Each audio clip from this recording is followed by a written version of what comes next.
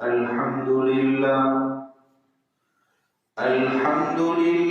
الذي كفى وسلام على عباده الذين اصطفى أما بعد فقد قال الله تبارك وتعالى في القرآن المجيد والفرقان الحميد أعوذ بالله من الشيطان الرجيم بسم الله الرحمن الرحيم أأنتم أشد خلقا أم السماء بناها رفع سمكها فسواها وأغطش ليلها وأخرج ضحاها والأرض بعد ذلك دحاها أخرج منها ماءها ومرعاها والجبال أرساها متاعا لكم ولأنعامكم إلى آخر الآية صدق اللہ العظیم۔ بزرگان محترم، میرے نوجوان ساتھیوں، گزشتہ سورۃ النازعات کا پہلا رکوع، اس کی تفسیر آپ کے سامنے آئی اور بات یہاں تک چلی تھی کہ کفار مکہ، مشرکین مکہ قیامت کو ایک امپوسیبل امر سمجھتے تھے اللہ کے لیے، کہ یہ تو ممکن نہیں ہے، مشکل کام ہے۔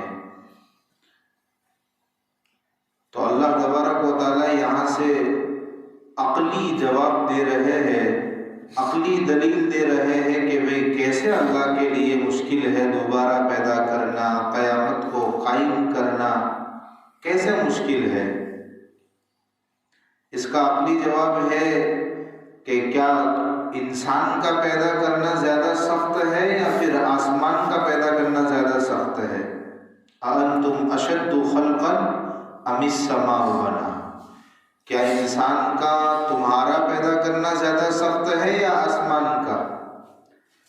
اللہ کے لیے تو کوئی بھی چیز ہو اس کو پیدا کرنا سب برابر ہے۔ اللہ کی قدرت کے لحاظ سے دیکھنے جائے تو آسمان ہو یا انسان ہو، اللہ کے لیے تو سب نارمل ہے۔ لیکن فی نفسی ہی، ہم اپنے اعتبار سے دیکھنے جائے تو ہر ایک یہ کہے گا کہ بھی آسمان کو بنانا انسان کے بنانے کے مقابلے میں زیادہ مشکل ہے۔ تو پھر اللہ نے آسمان بنایا کہ نہیں بنایا؟ کہ بھی بنایا۔ کیسا آسمان بنایا اس کی کیفیت بھی آگے بیان فرما رہے ہیں۔ تو جو اللہ اس قدر بڑے آسمان کو بنا سکتے ہیں تو کیا اللہ کو دوبارہ پیدا کرنے پر قادر نہیں ہے؟ قیامت کو برپا نہیں کر سکتے؟ اس کائنات کو ختم کر کے دوسری دنیا، آخرت کی دنیا، اس کو پیدا نہیں کر سکتے؟ ضرور بھی ضرور کر سکتے ہیں۔ تو ان کو عقلی جواب دیا گیا ہے اور آسمان کی بنانے کی کیفیت بیان فرمائے کہ دیکھو نا، اللہ نے آسمان بنایا، السماء بناہا، اور کیسا آسمان؟ رفع سمکہا فسواہا، کہ آسمان کی اوج کو بلند کیا، آسمان کے ارتفاع کو، اس کی بلندی کو بلند کیا۔ کیا مطلب اس کا؟ کہ ہم آسمان کو چاروں اور دیکھیں، چاروں طرف دیکھیں، ہمیں ایسا محسوس ہوگا کہ یہ آسمان زمین کو چھو رہا ہے، زمین کو ٹچ کر رہا ہے۔ ہم چاروں طرف نگاہیں دوڑائیں، اس لیے کہ زمین کے اوپر سے دیکھیں بالکل آسمان تک تا حد نگاہ سب ایک ہی چیز نظر آتی ہے، ایک ہی کلر نظر آتا ہے۔ باقی تو نیچے زمین ہے، باقی سب ہمیں ایسا لگتا ہے کہ آسمان زمین کو چھو رہا ہے۔ لیکن ہم اپنی آنکھوں کو ذرا اوپر کر کے آسمان کو دیکھیں تو اس کی بلندی اتنی بلند ہے، اس کی بلندی کو اللہ نے ایسا بلند کیا ہے کہ اس کی کوئی حد نہیں۔ سائنسدان بڑے بڑے حیران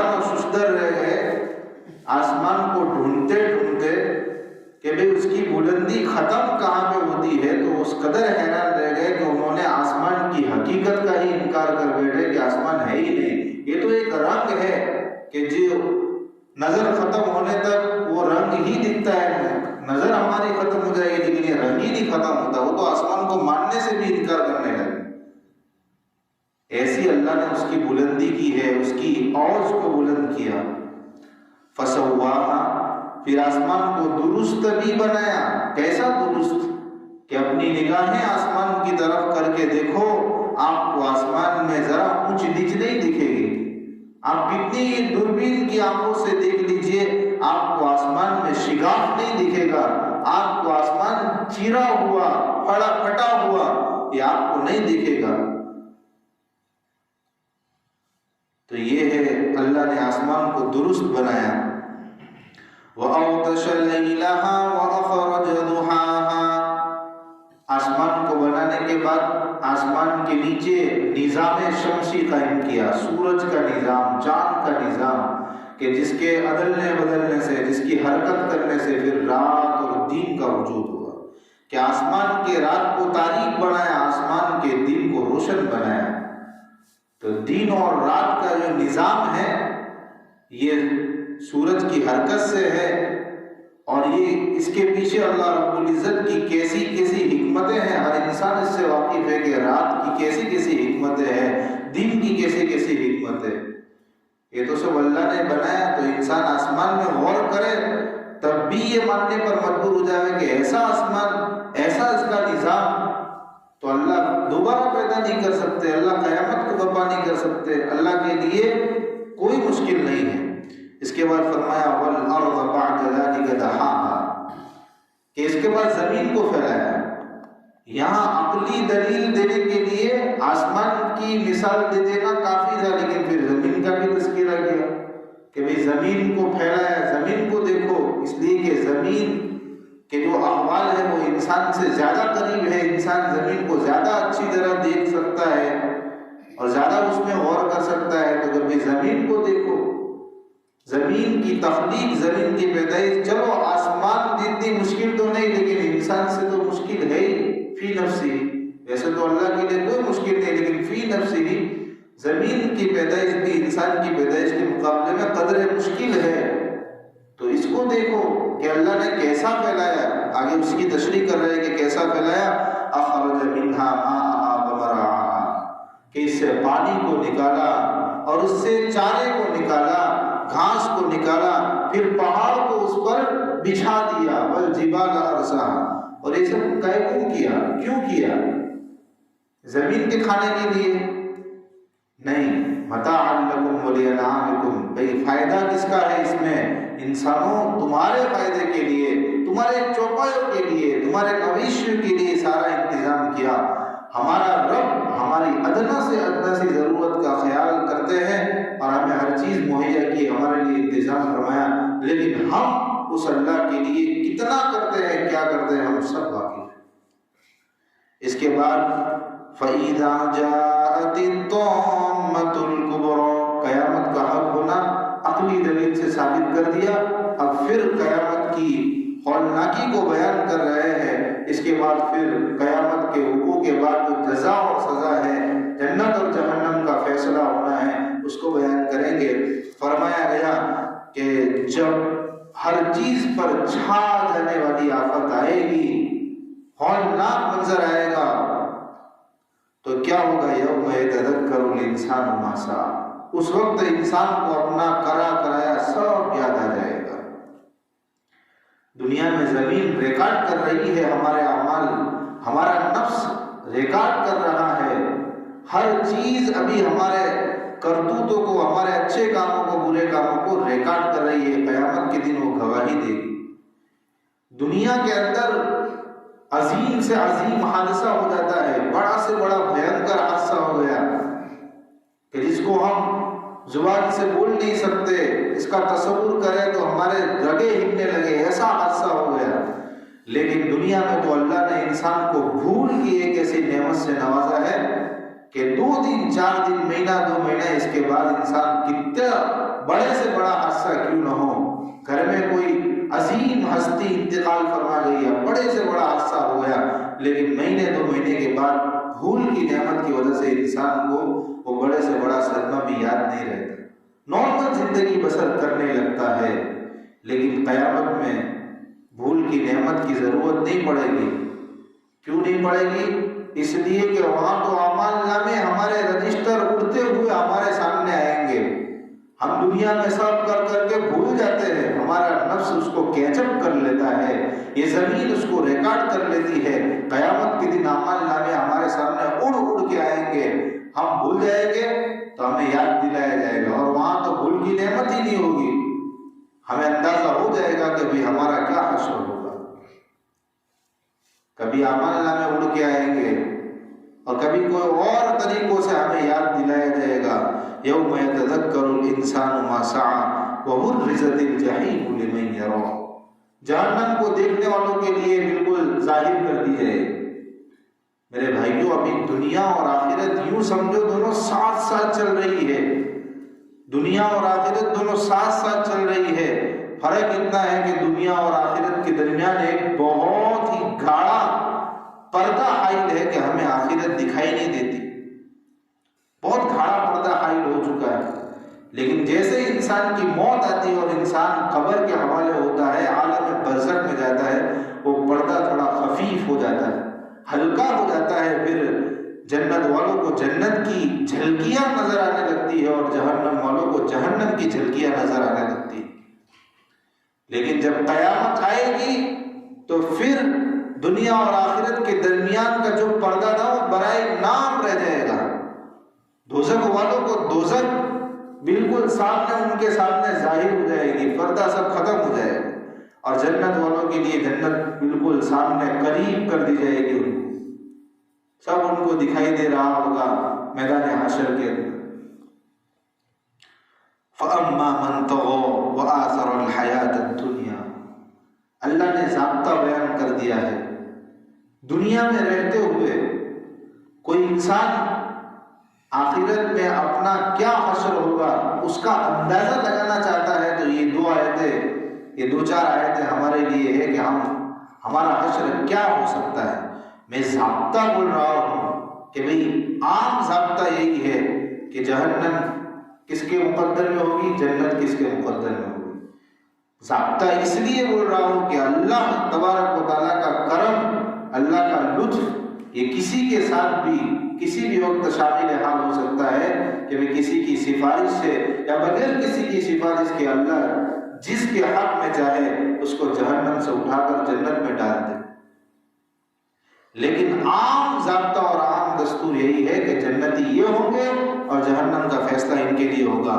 کون ہوں گے جہنمی؟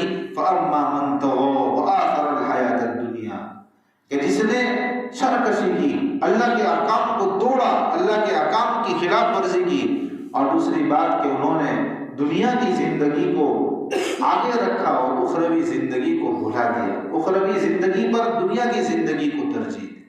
اس کے سامنے کوئی عمل ہے کہ جس عمل کو وہ کرتا ہے تو اس کو وقتی لذت حاصل ہوتی ہے، لیکن آخرت میں اس عمل کے لیے سزا مقرر ہے، پھر بھی وہ دنیا کے اس عمل کے لیے، دنیا کی اس خوشی کے لیے اس عمل کو کرتا ہے اور آخرت کی زندگی کو ترجیح نہیں دیتا ہے، تو پھر وہ انسان جس کے اندر یہ دو گن ہیں، یہ دو صفت ہے کہ نافرمانی، اللہ کے احکام کو توڑنا، اسی طرح سے وآثر الحیات الدنیا کہ دنیاوی زندگی کو ترجیح دینا، تو وہ اللہ فرماتے فإن الجحیم ہی المأویٰ، اس کا ٹھکانہ جہنم ہے، وہ اپنا ٹھکانہ جہنم بنا لے۔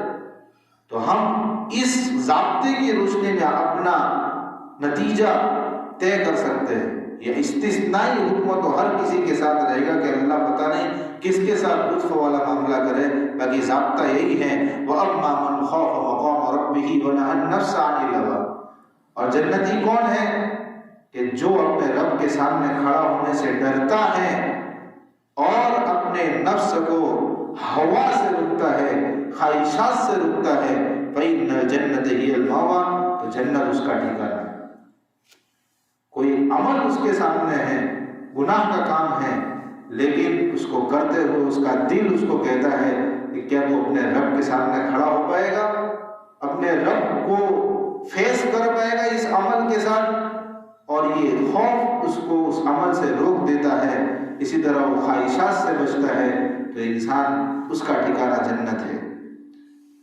نہن نفس و نہن نفس، نفس کی خلاف ورزی کرنا اس کے 3 درجے ہے کہ انسان خلاف نفس، ہوا کے خلاف، خواہشات نفسانیہ کے خلاف 3 درجے ہیں اس کے۔ ایک تو یہ کہ انسان کا عقیدہ صحیح ہو، یہ پہلا درجہ ہے کہ عقیدے میں کوئی جھول نہ ہو، نص کے خلاف اس کا عقیدہ نہ ہو، اجماع کے خلاف اس کا عقیدہ نہ ہو، عقیدہ اس کا صحیح سالم ہے اللہ کے بارے میں اور دوسری چیزوں کے بارے میں، تو پھر وہ پہلے درجے کا اپنے نفس کا خلاف ورزی کرنے والا، اور دوسرے درجہ کا خلاف ورزی کرنے والا نفس کی، ہوا کی، وہ ہے کہ جس کے دل میں گناہ کا داعیہ پیدا ہو، لیکن وہ یہ خیال کرے کہ میں اللہ کے سامنے اس عمل کے ساتھ کھڑا ہو پاؤں گا، نہیں ہو پاؤں گا، وہ گناہ سے بچ جائے۔ تو یہ گناہ سے بچ جانا یہ دوسرا درجہ ہے نفس کی خلاف ورزی کا۔ اور اس کا تتمہ کیا ہے، اس کا تکملہ کیا ہے کہ انسان متشابہات سے بھی بچے۔ متشابہات کا مطلب کیا ہوتا ہے کہ انسان کو کسی کام کے کرنے کے بارے میں جائز ہے، کروں کہ نہ کروں، دونوں طرح کے پہلو ہو، تو اس وقت انسان اس سے بچے، احتیاط کرے، کر نہ ڈالے۔ میرے بھائی جو ایک ضابطے کی بات بتاؤ، بلکہ حدیث پاک میں آتا ہے، حدیث پاک میں آتا ہے کہ انسان متشابہات کو کرتا ہے، اس کا خلاصہ ہے کہ انسان متشابہات میں پڑ جاتا ہے کہ کسی چیز کے کرنے اور نہ کرنے کے بارے میں اس کو شک شبہ ہو گیا، لیکن اس کو کر گزرتا ہے، اس سے بچتا نہیں ہے۔ متشابہات میں پڑھنے والا انجام کار کے اعتبار سے وہ کبھی نہ کبھی حرام تک بھی پہنچ جائے گا۔ آپ دیکھ لیجئے، آپ کو بہت سارے ایسے داخلے اپنے گاؤں میں مل جائیں گے، آپ اپنی حقیقی آنکھوں سے دیکھیں گے کہ جس نے متشابہات میں قدم رکھا ہے وہ محرمات تک ضرور بھی ضرور، حرام چیزوں تک ضرور بھی ضرور پہنچتا ہے۔ حدیث پاک کے الفاظ ہیں۔ اور جو متشابہات سے بچتا ہے، شک والی چیزوں میں بھی نہیں پڑتا، احتیاط کرتا ہے، تو اس نے اپنی عزت کی بھی حفاظت کر لی، اپنے دین کو بھی بچا لیا۔ اس لیے متشابہات میں بھی نہیں پڑھنا۔ اس کی مثال سے سمجھو کہ کسی انسان کو نماز کھڑا ہونے کے ساتھ پڑھنے پر قدرت ہے، کھڑا ہو کے وہ پڑھ سکتا ہے، لیکن تھوڑی تکلیف زیادہ ہے، تو اس کو یہ شک ہو گیا کہ میں یار بیٹھ کے پڑھوں، میرے لیے گنجائش ہے یا نہیں ہے، بیٹھ کے پڑھنے کے بارے میں شک ہو گیا، تب وہ شک کے والے پر عمل نہ کرے، متشابہات پر عمل نہ کرے، تھوڑی تکلیف برداشت کر لے، کھڑا ہو کے پڑھے، اس لیے کہ ہو سکتا ہے کہ وہ کھڑا ہونے پر قادر ہوتا اور اس نے بیٹھ کے پڑھ لی۔ تو یہ تو ایک نماز سے مثال ہے، ایسی دینی چیز میں، ہر چیز میں کہ جس کے بارے میں شک ہے، روزی کے معاملے میں شک شبہ والی روزی ہے تو اس میں نہ پڑھا۔ جیسے آج کے زمانے میں کینگن واٹر، اس کا بہت رواج ہو گیا ہے کہ لوگ کینگن واٹر کے اندر پڑھ رہے ہیں۔ آپ کو کچھ مفتیان کرام اس کی اجازت دیں گے، باقی اکثر مفتیان کرام عدم جواز کا فتویٰ دیتے ہیں کہ اس کی سیلنگ کرنا، اس کے ذریعے مال کمانا، پیسہ کمانا، تو یہ مشتبہ روزی نہیں ہوئی؟ تو ایسی مشتبہ روزی میں کہ کوئی پیسوں کی لالچ میں کہ شارٹ ٹائم میں مالدار بن جائیں گے، اس کی لالچ میں متشابہ روزی میں پڑ جانا، تو پھر اس کا حشر کیا ہوگا کہ ایک وقت آئے گا کہ وہ محرمات تک پہنچنے کے لیے بھی اس کے راستے ہموار ہو جائیں گے، وہ حرام چیزوں میں مبتلا ہو جائے گا، پرواہ نہیں ہوگی۔ تو ایسی شک والی روزی سے بھی ہمیں بچنا چاہیے۔ اس کے بعد اللہ تبارک و تعالیٰ نے آخری مضمون بیان کیا، یسألونک عن الساعۃ ایان مرساہا۔ ان مشرکین مکہ کو کتنا اللہ کے نبی نے سمجھایا لیکن نہیں سمجھے تو نہیں سمجھے۔ کیا کیا؟ بطور استہزاء کے، مذاق کے پھر سے پوچھ رہے، اتنا تقریر کرنے کے بعد، اتنا سمجھانے کے بعد، اتنا محنت کرنے کے بعد پھر بھی نچوڑ کیا ہے؟ آپ کی قیامت کب آئے گی؟ مذاق میں پوچھ رہے، کارا اسے قیامت ہمارا مذاق ہے نا، عذاب جو ہے قیامت کب آئے گی؟ ان کو عذاب دیکھنے کی جلدی تھی کہ قیامت کا قیامت کب لنگر انداز ہوگی، یعنی قیامت کی کشتی کب لنگر انداز ہوگی، ہم اس کو دیکھنا چاہتے ہیں۔ تو اللہ تبارک و تعالیٰ فرماتے ہیں کہ بھئی حضور، آپ ان کے سوال کے جواب میں کہہ دیجئے، فِيمَ أَنْتَ مِنْ ذِكْرَاهَا إِلَىٰ رَبِّكَ مُنْتَهَاهَا، کہ بھئی یہ میرے بس کی بات نہیں ہے، یہ میرے علم میں نہیں ہے، میں آپ کو قیامت کی تاریخ جب بتاؤں جب مجھے اس کا علم ہو۔ قیامت کا حقیقی علم تو اللہ ہی کے پاس ہے، فرشتے رسول کسی کو پتا نہیں ہے قیامت کی فائنل تاریخ کیا ہے۔ تو ان لوگوں سے کہہ دیجئے کہ بھئی یہ میرے علم میں نہیں ہے، میرے بس میں نہیں ہے۔ یسألونک عن الساعة ایان مرساها فیما انت من ذکرها الی ربک منتہاها انما انت منذر من یخشاها۔ آپ کا کام کیا ہے؟ آپ کا کام ہے ڈرانا، آپ کا کام ہے آگاہ کرنا۔ آپ کے آگاہ کرنے سے، آپ کے ڈرانے سے وہ ڈرے گا جو قیامت کو دل سے اس کا اعتراف کرتا ہے، قیامت کی حقیقت اس کے دل پہ کھلی ہوئی ہے، وہ ڈرے گا، وہ آپ کی بات مانے گا۔ یوم یرونہا لم یلبثوا الا عشیۃ او ضحیٰ۔ اور ان کو قیامت کی بڑی جلدی ہے، ان کو عذاب دیکھنے کی بڑی جلدی ہے۔ جب حقیقت میں قیامت آ جائے گی نا تو دنیا کے اندر جس کو وہ دیر کہہ رہے تھے کہ کیوں اتنی دیر لگ رہی ہے قیامت کے آنے میں، اس کا بے صبری سے انتظار کر رہے تھے، جب وہ قیامت آ پڑے گی تو پھر وہ کہیں گے کہ دنیا میں ابھی تو گئے تھے، اتنی جلدی کیسے آ گئی قیامت؟ یعنی وہ قیامت کے دن اپنی دنیا کی زندگی کو، اتنی طویل زندگی کو جو گزار کے آیا ہے، اس کو ایک ایسا سمجھیں گے کہ ایک خالی صبح رہ گیا ہے، ایک شام رہ گیا ہے، کہ ابھی آدھا دن بھی نہیں رہے دنیا کے اندر اور قیامت اتنی جلدی آ گئی۔ حالانکہ وہ سال ہر سال دنیا میں جس قیامت کا بے صبری سے انتظار کر رہے تھے، ان کو وہ دنیا کی پوری زندگی ایسی محسوس ہوگی کہ ایک صبح یا ایک شام، جب وہ قیامت کو اپنی آنکھوں سے دیکھیں۔ تو یہ ہے سورہ نازعات کی پوری تفسیر۔ اس میں ہمارے لیے بہت سارے پیغام تھے، بہت سارے میسج تھے، بہت کچھ سیکھنے کا تھا کہ بھئی جنت کا راستہ کیا ہے، ہم جنت کے راستے پر کیسے چل سکتے ہیں، کیا ہمارے لیے ضابطہ ہے، اور جہنم والے راستے سے کیسے بچ سکتے ہیں۔ بہت ساری چیزیں ہمیں اس کے روشنی میں، درس قرآن کی روشنی میں سیکھنے کو ملی۔ اب انشاءاللہ آئندہ سورۃ النبا یہ باقی ہے، اس کو پورا کر کے انشاءاللہ 30واں پارہ مکمل ہو جائے گا۔ اللہ تبارک و تعالیٰ آسانی کے ساتھ یہ سب منازل طے فرمائے۔ صدق اللہ علیہ وسلم۔